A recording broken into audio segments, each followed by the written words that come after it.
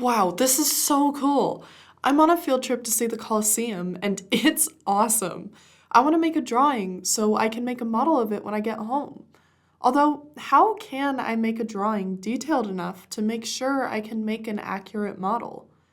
Hi, I'm Annika, a second year student studying creative technology and design at CU Boulder.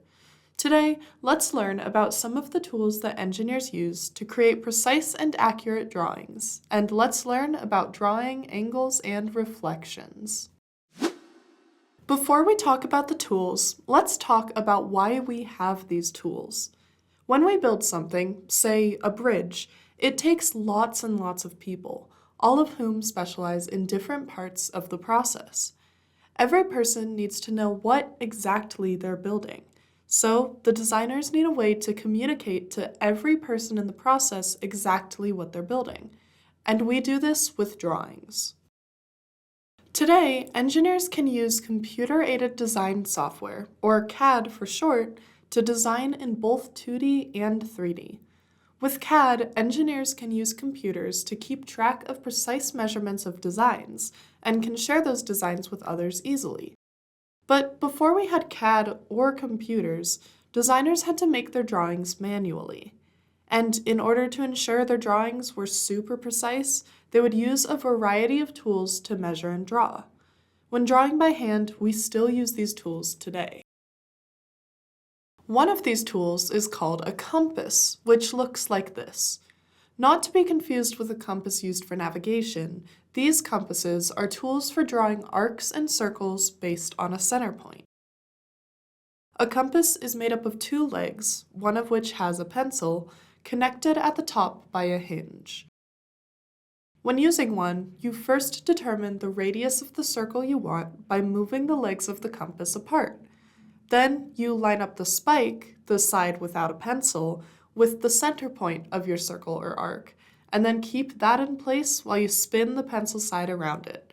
And voila, you've got an arc. Compasses are very helpful for drawing perfectly curved arcs, which can be hard to draw by hand. But how do you know how long to draw an arc? Like, what if you needed one that was exactly 30 degrees? How would you draw that? When it comes to measuring and drawing angles, we can use a protractor. This is a protractor. Along the bottom is the 0-degree line, which is equivalent to the 180-degree line, and there are various angles marked around the edges. Some protractors will have angle measurements from both sides, which is why you may see two rows of numbers. Do you see how at 90 degrees there's only one number? That's because a right angle, which is what we call a 90-degree angle, is exactly half of 180 degrees. For any other measurement, there are two angle measurements, one acute angle, which is less than 90 degrees, and one obtuse angle, which is greater than 90 degrees. And which one you use depends on which side of the protractor you're starting your measurement from. To use a protractor to measure an angle, you want to line up your center point with the vertex of the angle, or the point where the two line segments making up the angle meet. Line up your 0-degree line with the first line segment, and then read what mark your second line segment lines up with. If you do have two rows of angles, make sure to read from the same set of numbers as your 0-degree side lines up with. You can also use a protractor to draw an angle, or at least to make marks that you can then draw an angle from.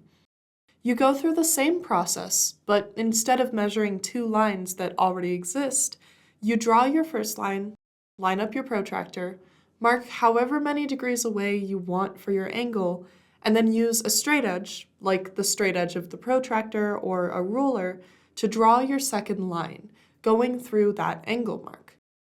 You can then erase it to get it to exactly however long you want that side to be. The final tool we'll talk about today is a Mira. A Mira looks like this, and it's made of colored transparent plastic. Miras work like a combination of a mirror and a window, where they both reflect whatever is on one side and let you see through to the other side. So, if you want to measure if something is symmetrical over an axis, you can line up the mirror with the axis, and if the image of the reflection lines up with the image of the other side, you know it's symmetrical. Similarly, if you wanted to find the line of reflection between two things, you simply move the mirror around until the two images line up. You can also use a mirror to draw a reflection. You just line up the mirror with the line you want to reflect over, then look through the mirror and trace the line the mirror makes on the other side. These three tools, among a variety of others, allow engineers to make very precise drawings to communicate with other engineers to build things like bridges, skyscrapers, rockets, and more.